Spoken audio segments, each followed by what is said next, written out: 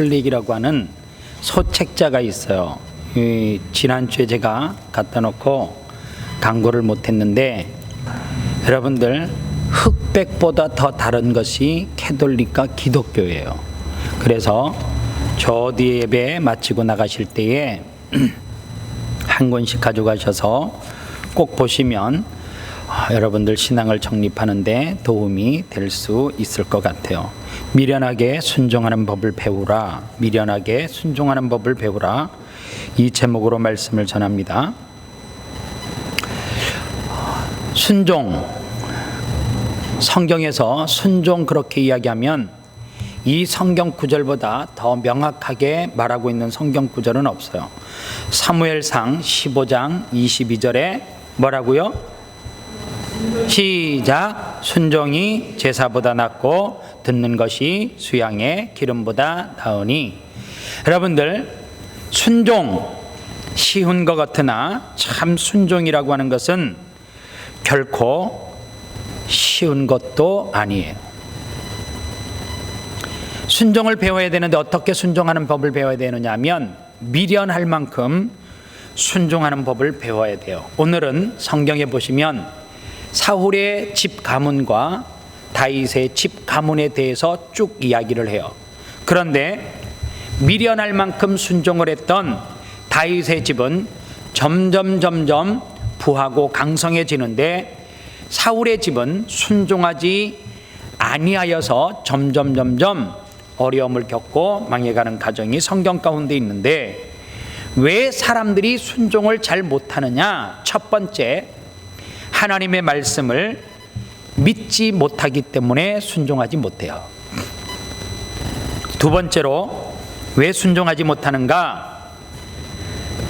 어떤 때는 이 다가오는 유혹이 나로 하여금 순종하지 못하게 할 때가 있습니다.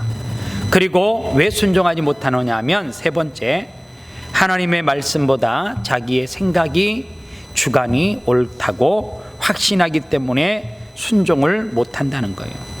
그런데 순종은 못하는 거에서 끝나는 것이 아니라 순종하지 않고 불순종할 때에는 반드시 엄청난 재앙이, 대가가 따라온다라고 하는 사실입니다. 그래서 여러분들, 순종하지 않은 사람은 결과적으로 하나님 앞에 반드시 그 순종하지 않은 것 때문에 무엇을 물어요? 결과를 하나님은 꼭 물어요. 그래서 순종이, 어떤 일에 순종하고 불순종하는 것이 그렇게 무서운 거예요. 고린도전서 1장 18절에 십자가의 도가 멸망하는 자에게는 미련한 것이요 구원을 얻는 우리에게는 하나님의 능력이라, 이렇게 이야기해요. 십자가의 도가 멸망하는 자들에게는 미련한 것이라는 거죠. 그래서 영적인 신앙생활은 어떻게 보면 이거 미련한 짓이에요. 이것처럼 미련한 짓도 없어요. 왜냐하면 이 신앙생활은 하면 할수록 힘이 드네요. 적당히 하면 힘이 안 드는데 점점 이게 헌신을 하다 보니까 어려워지는 거예요. 문제가 뭐냐? 교회를 적당히 알면 시험이 안 들죠. 근데 교회를 조금 깊이 있게 알면 이게 시험밖에 들 게 없어요. 물질의 시험 들기도 하고, 사랑관계 속에서 깊어지면 사랑관계 속에서 시험 들 수밖에 없어요. 그리고 이 미련한 것이 뭐냐 하면, 여러분들 생각해 보세요. 제가 설교하는 거 다 안 믿죠? 차라리 매주 이렇게 책을 하나 써가지고 어느 권위 있는 출판사에서 딱 뭐를 하나 내놓으면, 어느 권위 있는 사람이 딱 이름을 걸고 내놓으면 그거 믿으면 좀 이해가 갈 것 같은데, 제 말은 믿자니 조금 그렇고 안 믿자니 좀 그렇고, 이게 헷갈리는 거죠. 여러분들, 한편의 설교로 어떤 사람은 그 인생이 완전히 뒤바뀌어지는 터닝 포인트가 일어나는데, 어떤 사람은 똑같은 사람으로 통하여서 그 말씀을 들어도 내 삶 가운데 아무런 변화가 일어나지 않아요. 여러분들 지금은 어떤 시대냐면 참 무서운 시대예요. 전에는 예배가 방해될 요소들이 없었어요. 왜냐? 저놈의 드럼 없으면 되거든. 안 치면 되지. 피아노를 치니까 저게 문제예요. 왜요? 목사님하고 지금 뭐가 박자가 안 맞네? 그럼 여러분들 반주자 봤다 나봤다 반주자 봤다 나봤다. 옛날엔 그럴 필요 없어요. 생음악으로 그냥 냅다 뒤를 부르니까 이럴 때가 있잖아요. 저 높은 곳을 이렇게 되면 좋은데 저 높은 곳을 향하여, 그럼 이제 내려갈 때 이제 음이 안 나와가지고 막 킥킥거리고 웃는데 어쩔 수 없어. 그거는 음악이 뭐 기준이 없으니까. 요놈은 마이크 없을 때 소리만 지르면 되는데 요게 생기고 나니까 끽소리도 나고 뭐가 되고 자꾸만 문제가 생기는 거예요. 옛날에는요 그놈의 전화 때문에 예배가 방해될 일이 없었네. 지금은 어떡해요? 여러분들 그거 아세요? 설교하고 있는데 핸드폰 만지면 하나님이 되게 열받는 거? 아니 난 열 안 받아요. 내가 왜 열 받아요? 그러려니 하지 나는? 그렇잖아요? 난 성경 보고 있는데 생각해. 하나님은 다 알잖아. 저놈이 도대체 뭐 하는 짓이야. 제가 지금 예배 시간에 하나님이 얼마나 하나겠어요. 근데 누군 또 좋아해요? 사탄은 엄청 좋아하잖아. 엄청. 옛날에는 일도 되게 단순해요. 그쵸? 해 뜨면 밭에 나가면 되고 해 지면 집에 들어오면 되고, 껌껌하면 뭐 할 일이 있어요? 겨울 되면 아무 일도 없지. 껌껌하면 여름 되면 아이가 태어나. 그러니까 일이 있었던 거지. 너무 단순하게 살아가니까 문제는 하나님을 믿는 것도 안 복잡하더란 말이에요. 지금은 목사님들이 너무 많이 나와. 그러니까 성도들에게 고를 폭이 넓은 거지. 이게 문제예요. 옛날처럼 아유 저 목사님 가시면 우리 교회는 10년 동안 목사 없이 지내야 돼. 그러니까 저놈으로 그냥 만족하고 그냥 말하지 말고 꼭 참고 살아 이러는데 지금은 뭐 탈잖아요. 이력서 한 번만 우리 교회 전도사님 모집합니다 그러면 여러분들 그거 아세요? 한국에서 이력서가 더 많이 와요. 한 번은요 주일학교 강고 사역자를 모신다 그랬더니 미국에 있는 전도사님이 우리 교회 오겠다고 이력서를 넣었는데 내 설교 원고보다 더 많아. 1장, 2장, 3장 프린트를 하는데 계속 나와. 하나서 안 읽어보고 안 뽑았대요. 사람이 복잡할 것 같더라고. 뭐 이렇게 이러기만 해요. 단순해야 되는데 딱 이러면 되잖아요. 이력서에다 죽도록 충성하겠습니다 이러면 끝인데 거기에다 뭐 너무 복잡해요. 신앙생활 하는데 여러분 순종을 못하는 이유가 뭔 줄 아세요? 복잡하기 때문에 못해요. 옛날에 목회는 팔방미인이 돼야 된다라고 그랬어요. 그런 줄 알고 정말 열심히 뭐든지 배웠어요. 지금은 팔방미인의 목사를 안 써요. 단순하면 돼요. 여러분들 그거 아세요? 한국에 가면 장례식을 기가 막히게 집례하는 목사님은 장례 목사예요. 그 목사님은 매일 벽제만 가면 돼. 벽제.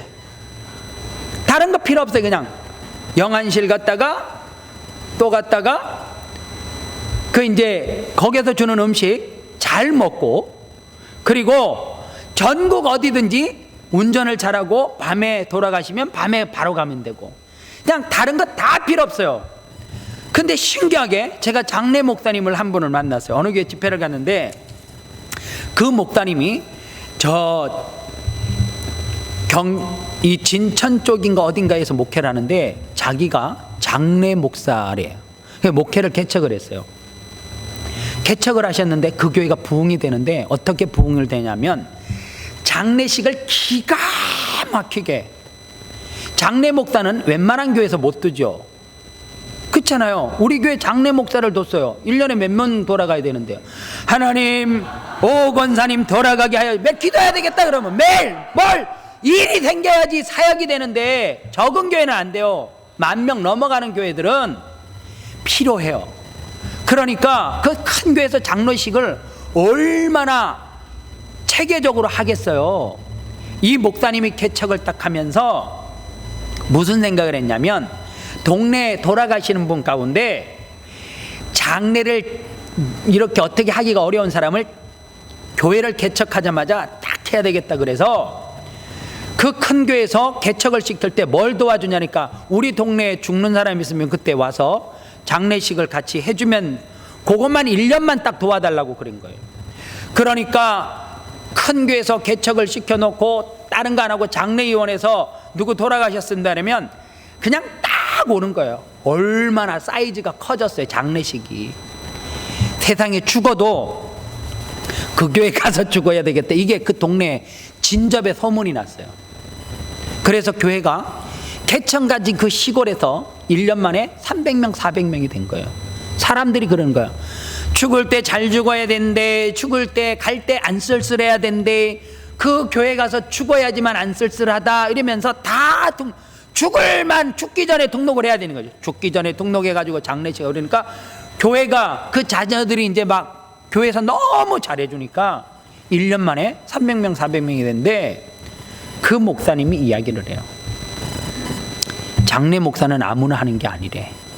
어떤 사람이 해요? 그러니까 설교를 딱 하면 그냥 하나님이 주시는 감동 때문에 나하고 전혀 상관이 없는데 그냥 눈물이 난대.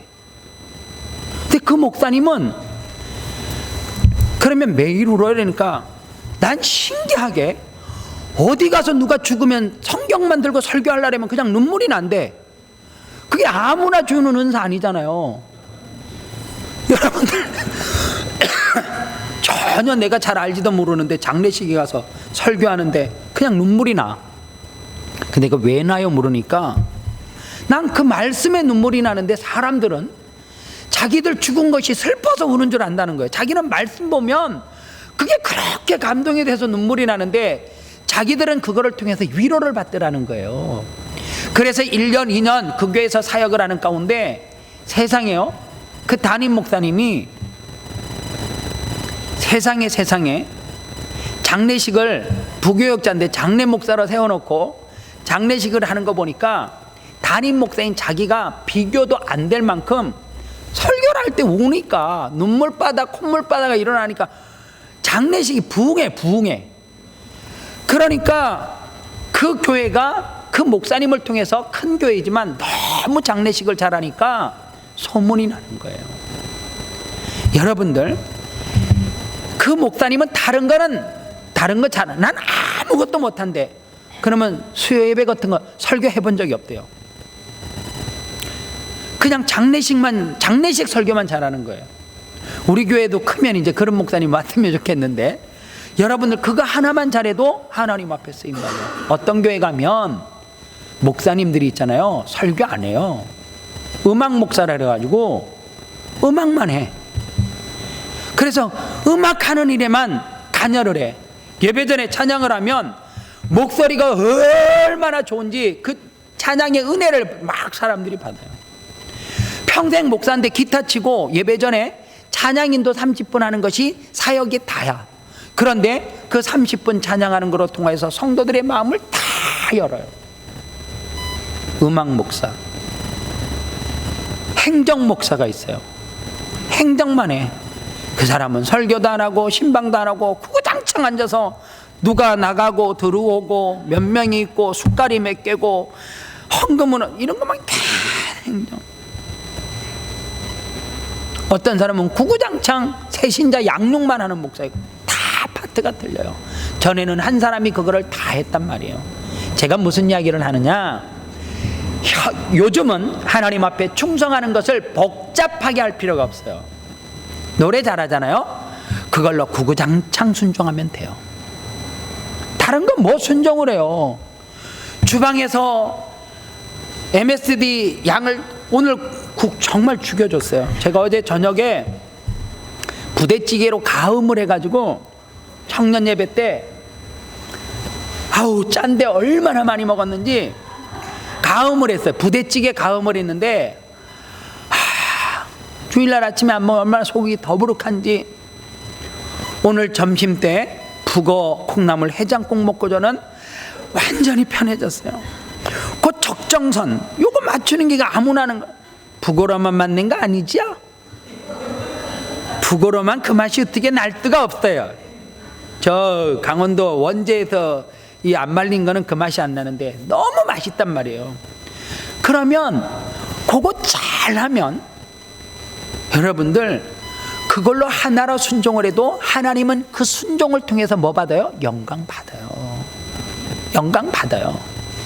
복잡하게 신앙생활을 하는 것이 아니라 내가 정말 잘할 수 있는 것, 그 무엇인가 하나만 하면 하나님께서 써요. 왜 다윗의 가문이 하나님 앞에 복을 받느냐? 다윗은 순종을 하되 어떻게 순종을 하느냐 하면, 정말 이 말이 맞을지 모르겠어요. 덮어놓고 무식하게 순종해요. 골리앗이 나타났어요. 골리앗과 싸움이 돼야 안 돼요? 안 되죠.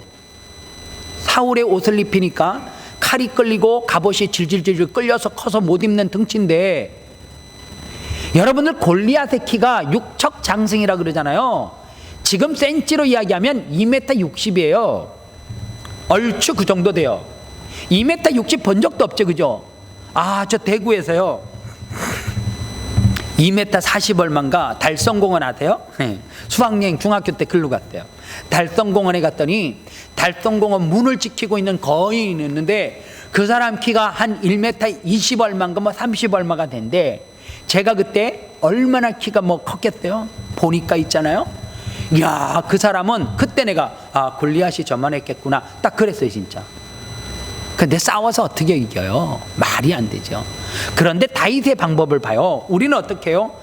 저런 사람은 순간 동작이 늦으니까 뒤에 가서 공격을 하든지 뭐 이런 머리를 써야 되는데, 다윗은 너무 단순 무식하게 하나님 앞에 순종해요. 어떻게 해요? 니는 칼과 단창을 가지고 나오는데 나는 만군의 여호와의 이름으로 간다. 이게 무식한 거란 말이에요. 왜 무식하냐면 칼과 단창이 안 무서워요? 엄청 무서운 거죠. 그런데 다윗은 칼과 단창을 가지고 너는 내게 나와서 나를 죽이려 하지만 난 그거 없다 그 말이에요. 그리고 무식하게 있잖아요. 그가 가진 것은 물맷 돌이에요. 여러분들, 우리 가끔 가다가 어디 놀러 가서, 강가에 놀러 가서 할 일 없으면 남자들이 커피 마시고 물 마시고 도리에다 세워놓고 저 멀리서 맞추게 하죠. 꼭 나만 한 것처럼 그래요. 다 해놓고 맞추는데 그거 한 방에 맞추는 거 쉽지 않아요. 그런데 물매를 가지고 어떻게 다윗을 죽이겠다고 나갑니까? 그런데 다윗은 그냥 나갔던 것이 아니라 돌 믿은 거 아니고요, 만군의 여호와를 믿는 믿음, 순종이 있었단 말이에요. 그러니까 하나님께서 다윗을 어떻게 해요? 그를 들어서 쓰더라 그 말이에요. 그리고 다윗이 사울의 낯을 피해서 쫓기고 도망갈 때 사울을 죽일 수 있는 기회가 있었죠. 아둘람 굴에선가. 그런데요, 사울이 작은 볼일이 아니고 큰 볼일을 보러 갔어요. 그런데 사울 왕이 큰 볼일을 볼 때 얼마나 거추장스럽게 옷을 입었겠냔 말이에요. 추리닝 입었어요? 아닐 거란 말이에요. 옷을 옆에다 뻗어 놨는지 뭐하는지 모르지만 옷을 걷어가지고 힘든 자세로 볼일을 보고 있을 때 그 어떻게 간단하게 죽일 수 있잖아요. 그 못 죽여요? 그런데 다윗은 어떻게 했어요? 여호와의 기름 부으신 자를 내가 죽일 수 없다 그렇게 이야기하면서 죽이지 않아요. 사울 죽이면 끝나는데, 그 고통이 끝이 나는데 안 죽여요. 여러분들, 다윗의 삶의 강점이 뭐냐? 매 순간 하나님의 말씀인가 아닌가를 계속 질문하는 거예요. 전쟁할까요 말까요? 죽일까요 말까요? 하나님이 뭐라 그래요? 하나님의 마음에 내게 기쁜 마음을 주시지 아니하면 다윗은 한 번도 그 말씀에 불응하지 않고 순종하더라 그 말이에요. 그런데 오늘 성경에 보니까 철저하게 순종하지 않은 아브넬이라고 하는 한 사람이 등장을 해요. 이 사람은 삶이 이렇게 정리할 수 있어요. 배신,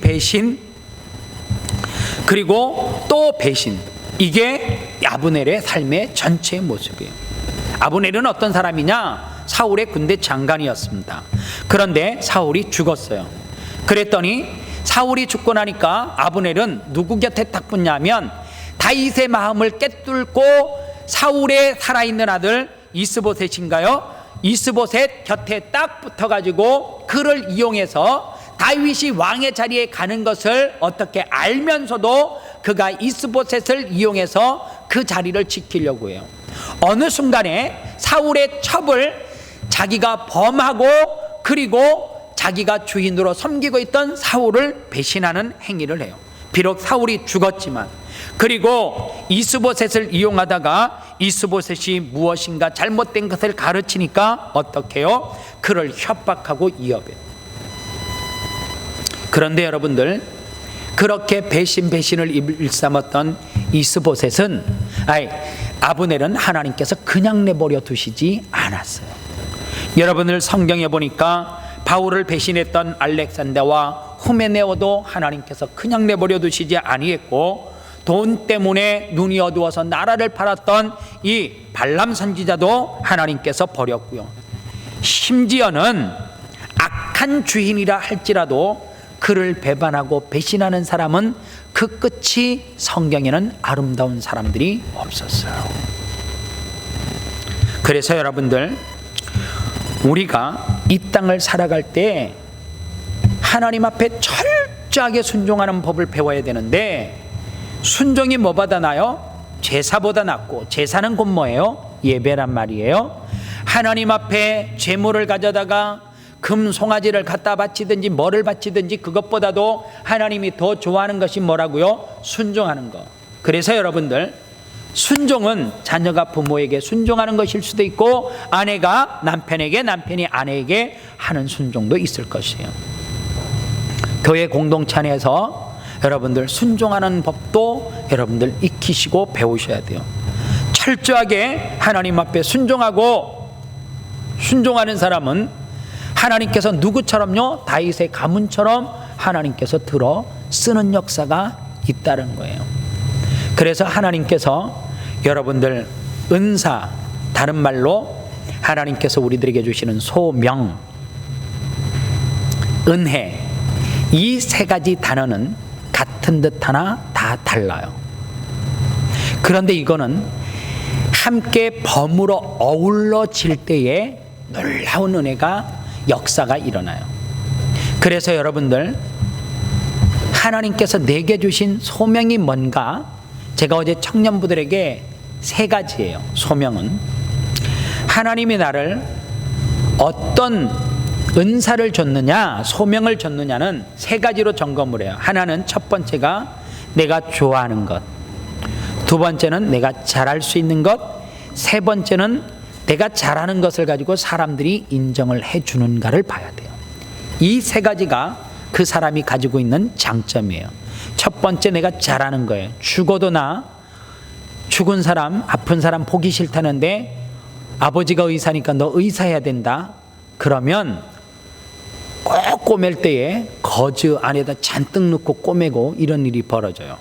그냥 수술 연장 넣어놓고 그냥 집어넣고 다 내서 이런 일이 벌어져요. 내가 첫 번째 좋아해야 돼요. 좋아한다고 되는 게 아니라, 그래서 오디션이 그래서 문제예요. 다 가수한데 대한민국은 다 성가대나 하지. 그냥 다 가수요. 오디션에 여러분들 이해가 가요?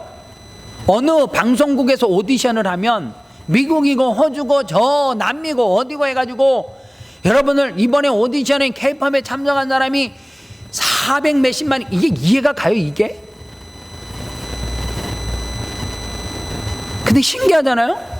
우리는 잘하는 것 같은데 심사위원이 공기반 소리반이 없고, 심사위원을 볼 때 잘하긴 잘하는데 누구나 할 수 있는 목소리이기 때문에 안 되고, 뭐가 없어요?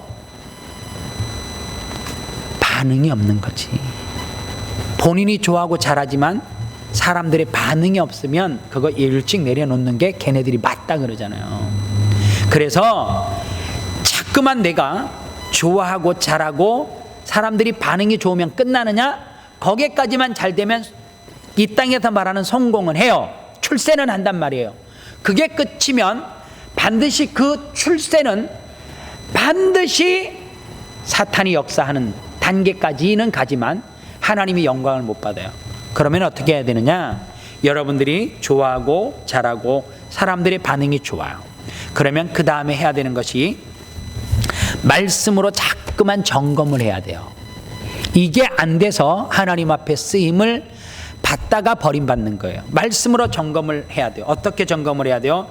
지금 내가 이 일을 하고 있는데 사람들의 반응도 좋은데 하나님의 말씀은 그 다음에 나를 어떻게 살라고 하시는가를 말씀을 통해서 자꾸만 거울에 비춰봐야 돼요.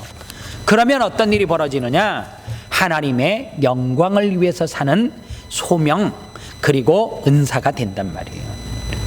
그러기 이전에 뭐부터 하는 법을 배워야 돼요? 철저하게 순종하는 법을 배우면, 하나님 앞에 순종하는 법을 배우면 다윗의 가문처럼 하나님 앞에 쓰임받는 가문 될 줄 믿습니다. 기도하겠습니다. 하나님 감사합니다. 철저하게 순종하는 법을 우리 아름다운 교회 성도들이 배우게 하시되 다윗의 순종하는 그 모습을 배울 수 있도록 도와주시옵소서. 순종이 제사보다 낫고 듣는 것이 수양의 기름보다 낫다라고 했습니다. 하나님, 말씀을 믿지 못해서 어떤 때는 다가오는 유혹으로, 어떤 때는 하나님의 말씀보다 나의 생각이 옳다고 생각하여 순종하지 못하는 경우가 있습니다. 하나님, 다 내려놓게 하시고 미련하리만큼 내 생각을 접고 유혹을 물리치고 하나님 앞에 철저하게 순종하는 법을 배우게 도와주시옵소서. 예수님의 이름으로 기도합니다. 아멘.